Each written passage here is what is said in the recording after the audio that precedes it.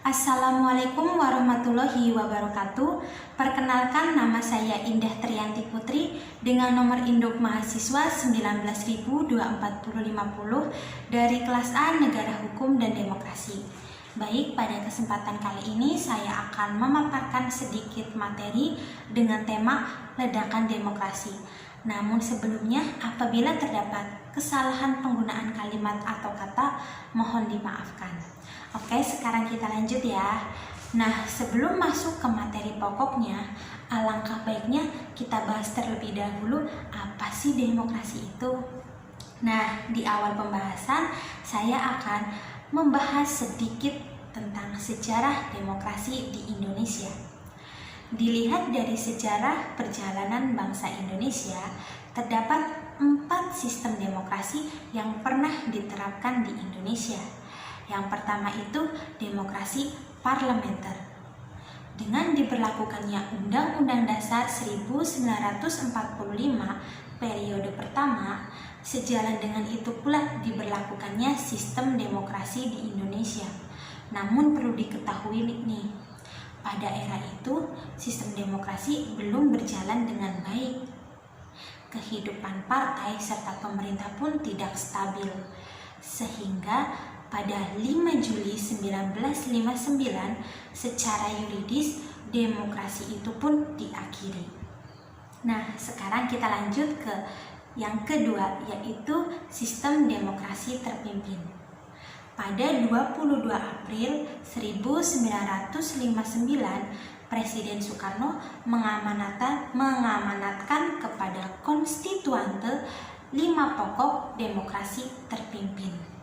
Nah, 5 pokok itu meliputi yang pertama, demokrasi terpimpin bukanlah diktator. Dan yang kedua, demokrasi terpimpin sesuai dengan kepribadian serta kehidupan bangsa Indonesia. Dan yang ketiga, demokrasi terpimpin artinya demokrasi dalam segala aspek kehidupan ketatanegaraan dan kemasyarakatan yang meliputi bidang ekonomi, sosial, serta politik. Nah, yang keempat, demokrasi terpimpin artinya permusyawaratan yang dipimpin oleh hikmat kebijaksanaan. Nah, yang kelima itu, oposisi harus melahirkan kritik yang membangun serta positif ya. Nah, lanjut ke sistem demokrasi yang ketiga, yaitu demokrasi Pancasila era Orde Baru. Nah, pada era ini, demokrasi berpangkal pada kekeluargaan serta gotong royong. Pada era ini pula, banyak sekali terjadi penyimpangan-penyimpangan, seperti pelaksanaan pemilu yang tidak jujur, kekangan terhadap diskusi-diskusi kampus, dan yang ketiga itu maraknya praktik KKN, kolusi, korupsi, serta nepotisme. Kurang terjaminnya kebebasan berpendapat. Nah, sekarang kita lanjut ke sistem yang keempat, yaitu sistem demokrasi Pancasila era reformasi. Tentunya pada sistem ini banyak sekali perubahan-perubahan yang terjadi ya, dan tentunya perubahan itu pun menuju ke arah yang lebih positif. Perubahan itu meliputi pemilihan umum yang lebih demokratis, lembaga demokrasi lebih berfungsi, terwujudnya kehidupan yang lebih demokratis, dan yang keempat, partai politik lebih dapat mandiri. Nah, mungkin itu sedikit penjabaran mengenai sejarah demokrasi di Indonesia. Sekarang kita lanjut yuk ke apa itu demokrasi. Kok dari tadi ngebahasnya demokrasi mulu? Nah, kata demokrasi ini mungkin sudah tidak asing ya buat kita, karena mulai kita duduk di bangku sekolah dasar saja kita sudah dikenalkan dengan demokrasi melalui pendidikan kewarganegaraan. Nah, sampai sekarang pun kita masih mendengar kata itu. Nah, demokrasi sendiri itu berasal dari bahasa Yunani, yaitu demos dan kratos. Demos yang artinya rakyat, dan kratos itu artinya kekuasaan. Eksistensi dan hak rakyat sebagai warga negara mendapat jaminan dalam sistem pemerintahan sesuai dengan maknanya, yaitu pemerintahan dari rakyat, oleh rakyat, dan untuk rakyat. Dengan adanya demokrasi, Rakyat mempunyai hak untuk ikut serta dalam memenuhi kebijakan negara guna memenuhi kebutuhan mereka. Rakyat menginginkan keadilan, dan demokrasi pun dianggap sebagai suatu jalan yang paling mungkin untuk mewujudkan tujuan tersebut. Nah, demokrasi juga dapat diartikan sebagai suatu kebebasan. Namun perlu diketahui ya, ketika kita diberikan suatu kebebasan, maka di situ pula ada suatu batasan. Apalagi kita ini seorang pelajar, ketika kita akan berpendapat, maka pendapat itu harus disertai dengan argumen-argumen yang tepat. Nah, demokrasi pula dapat diartikan sebagai suatu hak dan kewajiban. Nah, kita sebagai warga negara tentunya harus menjalankan hak dan kewajiban dengan baik ya. Oke, sekarang kita lanjut ke prinsip demokrasi. Di sini saya menyebutkan ada 6 prinsip demokrasi. Yang pertama itu adanya kontrol dan kendali masyarakat terhadap keputusan pemerintah. Nah, nantinya yang akan menjalankan keputusan itu kan rakyat ya. Jadi alangkah baiknya rakyat diikutsertakan pula. Nah, yang kedua itu adanya pemilihan yang jujur dan teliti. Ini penting banget ya. Apabila dalam suatu pemilihan diawali dengan hal yang tidak jujur, maka akan menghasilkan pemimpin yang kurang jujur pula. Tentunya ini sangat tidak baik ya, karena hal itu tentunya akan mendatangkan suatu bencana, yaitu adanya kasus korupsi. Dan kita sering dengar nih, kasus korupsi itu paling sering dilakukan itu orang-orang yang menduduki jabatan politik.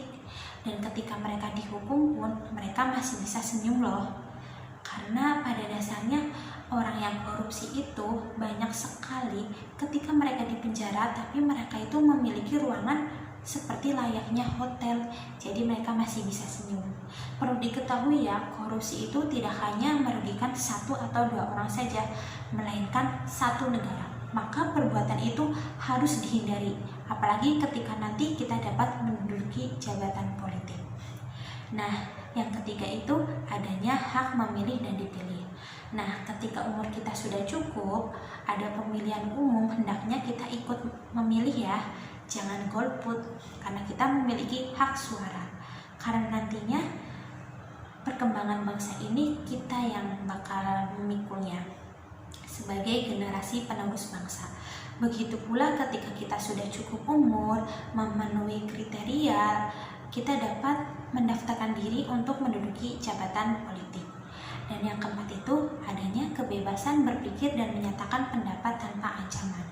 Namun perlu diketahui ya, seperti yang sudah dibilang tadi, bahwa ketika kita diberi kebebasan maka di situ pula ada batasan. Nah, yang kelima itu adanya kebebasan mengakses informasi. Nah, ini tuh perlu diingat ya teman-teman, ketika kita mendapatkan suatu informasi, jangan langsung kita telan mentah-mentah dan menyebarkannya ke orang lain. Kita cari tahu dulu nih, ini informasi benar atau hanya hoax belaka.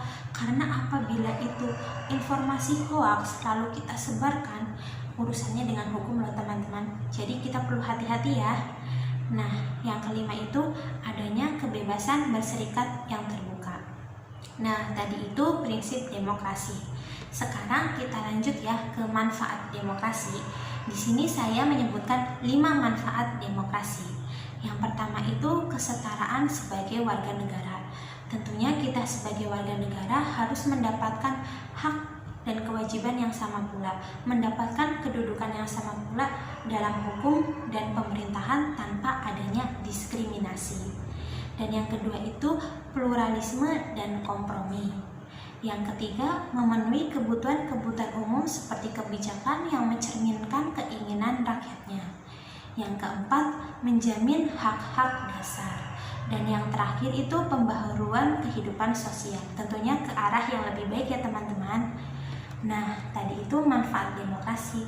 Sekarang kita lanjut yuk ke materi inti atau materi pokoknya yang sesuai dengan tema yang telah saya sebutkan tadi di awal. Nah, ledakan demokrasi berawal dari Orde Baru. Orde Baru apa sih? Nah, yuk kita bahas. Orde Baru ini merupakan sebutan bagi masa pemerintahan Presiden Soeharto di Indonesia, menggantikan Orde Lama yang merujuk kepada pemerintahan Presiden Soekarno. Orde Baru ini ingin menempatkan rakyat, bangsa, dan negara kembali kepada pelaksanaan Pancasila dan undang-undang secara murni dan konsekuen. Pada era Orde Baru ini, rakyat menaruh harapan yang cukup besar sekali kepada pemerintah akan adanya perubahan-perubahan yang berkaitan dengan bidang-bidang politik. Namun, harapan rakyat ini tidak sepenuhnya terwujud ya teman-teman, karena pada dasarnya antara Orde Lama dan Orde Baru itu sama saja, yaitu pemerintahannya sama-sama otoriter. Nah, kita lanjut lagi ya teman-teman. Di Indonesia, reformasi pada 1998 yang terjadi cenderung kepada eruption of demokrasi atau ledakan demokrasi, bukan transition of demokrasi atau transisi demokrasi. Nah, pada saat itu, rakyat itu sudah kehilangan kepercayaan pada pemerintah, sehingga banyak sekali gerakan-gerakan yang dipelopori oleh mahasiswa. Gerakan itu yaitu seperti demonstrasi. Pada saat itu mahasiswa ingin sekali Soeharto turun dari jabatannya. Namun Soeharto dengan kekeh tidak mau, dan dia itu akan melakukan reformasi usai tahun 2003. Kemarahan mahasiswa pun semakin memuncak, sehingga banyak terjadi demonstrasi di beberapa wilayah di Indonesia. Selanjutnya, dampak dari demonstrasi tersebut pun semakin membara ketika dihadapkan dengan kenaikan harga bensin, yaitu yang awalnya hanya 700 perak menjadi 1.200 rupiah. Meledaknya peristiwa 12 Mei yang dikenal dengan peristiwa Trisakti. Nah, pada masa itu pula terjadi sekali banyak peristiwa kerusuhan yang identik dengan penjarahan serta perusakan toko-toko dan rumah. Tak jarang juga terdapat kasus pelecehan seksual. Sehingga peristiwa kerusuhan 2 Mei 1998 ini mendapat kecaman dari berbagai negara di dunia. Nah, itu ya teman-teman, ledakan demokrasi.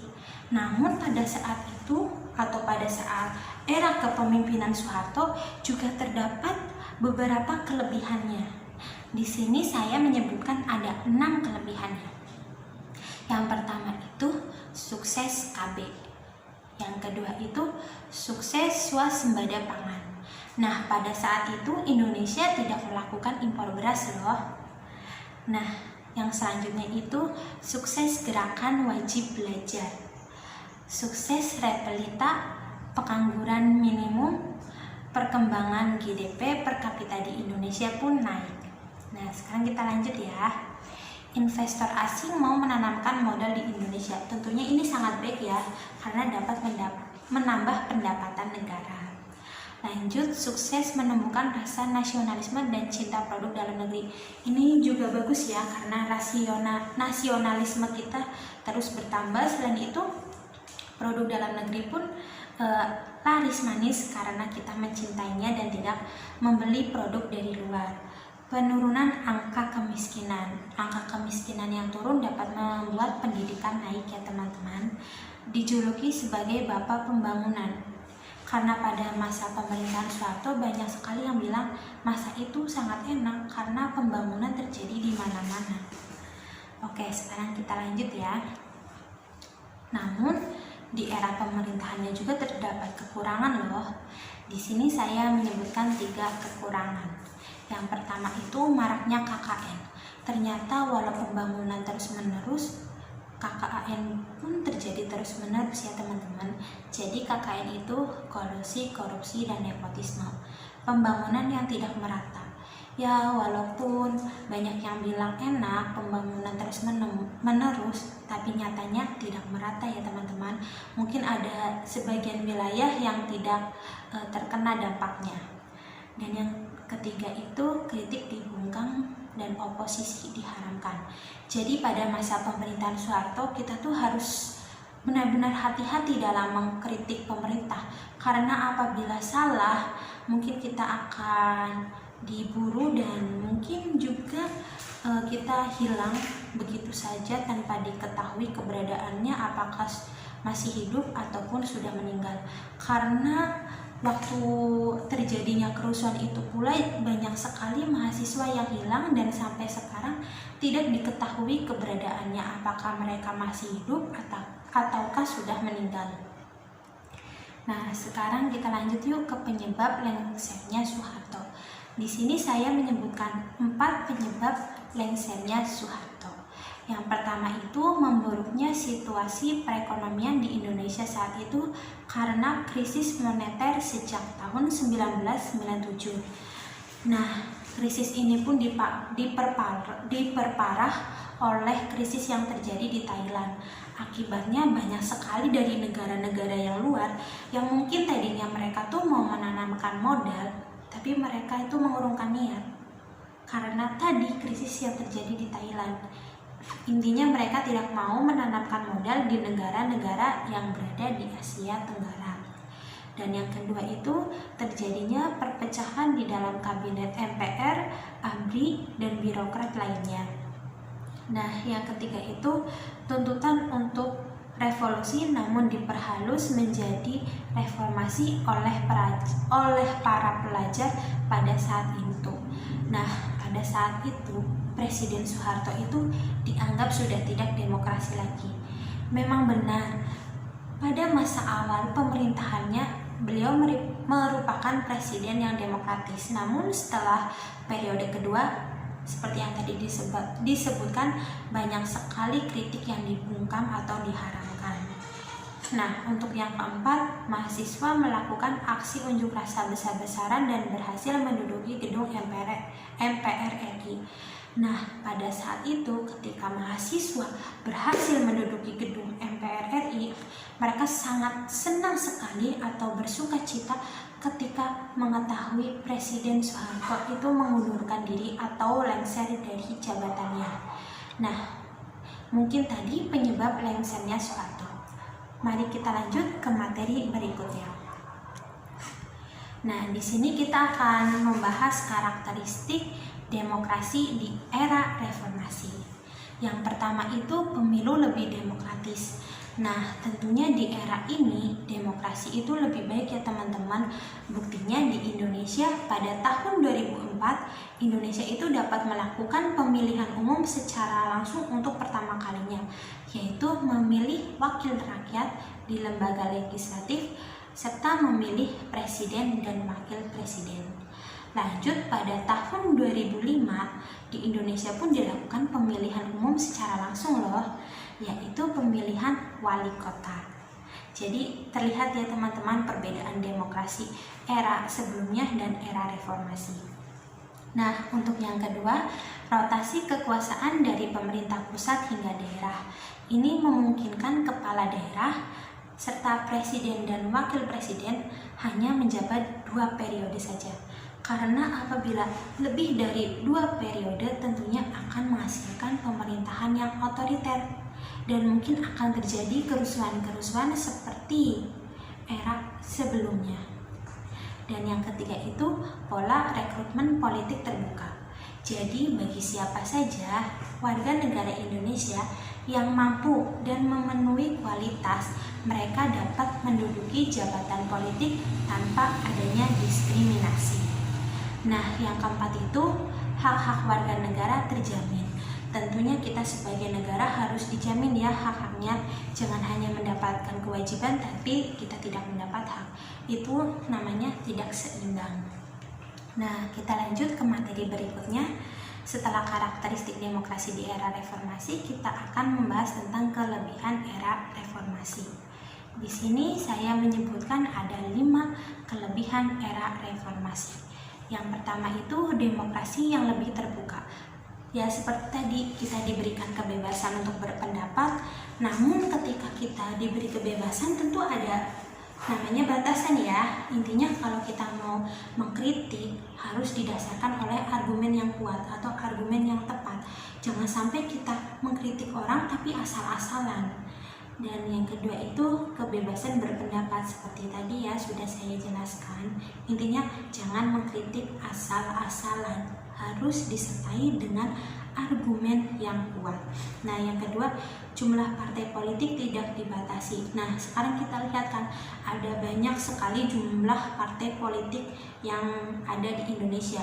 Tidak seperti era-era sebelumnya yang mungkin jumlahnya lebih sedikit dari era saat ini. Padahal banyaknya partai politik itu juga cukup bagus ya, karena partai politik mempunyai tujuan, salah satunya yaitu menampung aspirasi dari rakyat dan bisa merealisasikan.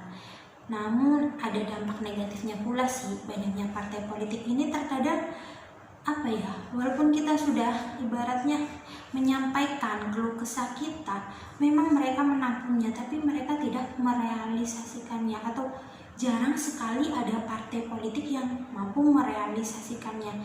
Apalagi para pejabat, ketika mereka mau mencalonkan diri, mungkin mereka akan memberikan banyak sekali janji-janji bahwa nanti kalau saya jadi ini, saya akan ini. Tapi ketika mereka sudah terpilih, mereka pun akan lupa sama janji-janjinya, dan banyak sekali dari mereka yang dengan santainya melakukan tindakan korupsi. Entah apalah yang mereka pikirkan, padahal kan itu uang rakyat. Kenapa mereka makan begitu saja tanpa rasa berdosa? Begitu masuk sel, mereka mendapatkan seperti fasilitas yang mumpuni seperti di hotel. Kesannya mereka bukan di penjara tapi lagi menginap di suatu hotel. Nah, kita lanjut, stabilitas politik lebih terjamin. Nah, tadi banyak sekali partai-partai politik, tentunya stabilitasnya pun lebih terjamin. Upaya pemberantasan korupsi. Nah, memang benar sih adanya upaya untuk pemberantasan korupsi. Namun akhir-akhir ini sepertinya lembaga pemberantasan korupsi itu seperti dilemahkan. Banyak sekali dari mereka yang sebagai anggota atau mungkin bagian dari KPK dikeluarkan tanpa alasan yang cukup pasti, karena mungkin mereka sudah mengantongi beberapa bukti orang-orang yang melakukan tindakan korupsi, sehingga sebelum tindakan korupsi itu terpecahkan siapa saja melakukannya, jadi orang-orang tertentu atau oknum-oknum tertentu membuat mereka itu dipecat. Nah, selain ada kelebihan, tentunya pasti ada kekurangannya ya teman-teman. Nah, di era reformasi ini kekurangannya itu pengetahuan tentang politik relatif rendah. Dan kita pun sekarang mengetahui ya, banyak sekali orang-orang yang duduk di jabatan politik tapi mereka tidak mengetahui atau bukan dari orang yang memiliki latar belakang politik. Sekarang tuh banyak sekali artis-artis yang menduduki jabatan politik, padahal dia berasal dari latar belakang yang mungkin bukan dari politik ataupun pendidikan lain seperti hukum yang masih berhubungan dengan politik. Nah, yang selanjutnya itu masyarakat terlalu bebas. Nah, sekarang tuh banyak sekali masyarakat yang mengkritik pemerintah asal ceplas-ceplos saja, tapi karena sekarang kan ada UU ITE ya, jadi beberapa dari mereka mungkin sudah ditangani kasusnya. Dan yang ketiga itu ditinggalkannya program-program pemerintah yang secara konseptual cukup baik. Mungkin ada dari beberapa program pemerintah yang dianggap sudah lama tapi ditinggalkan, padahal itu memiliki dampak yang cukup baik. Dan yang terakhir itu banyaknya pemaksaan yang dilakukan pihak tertentu. Apalagi ini tuh sering banget terjadi kalau mendekati pemilihan umum. Terkadang banyak dari oknum tertentu yang memaksa sebagian masyarakat untuk memilih si A, nanti dapat uang, atau sering kita dengar sebagai money politik. Nah, itu tuh masih sering terjadi di beberapa daerah di Indonesia. Tidak terkecuali di tempat saya pun masih banyak yang seperti itu. Nah, mungkin sekian dari saya. Apabila terdapat kesalahan pemilihan kata atau kalimat, mohon dimaafkan. Billahi taufiq wal hidayah. Wassalamualaikum warahmatullahi wabarakatuh. Terima kasih bagi teman-teman yang sudah meluangkan waktu untuk mendengarkan dan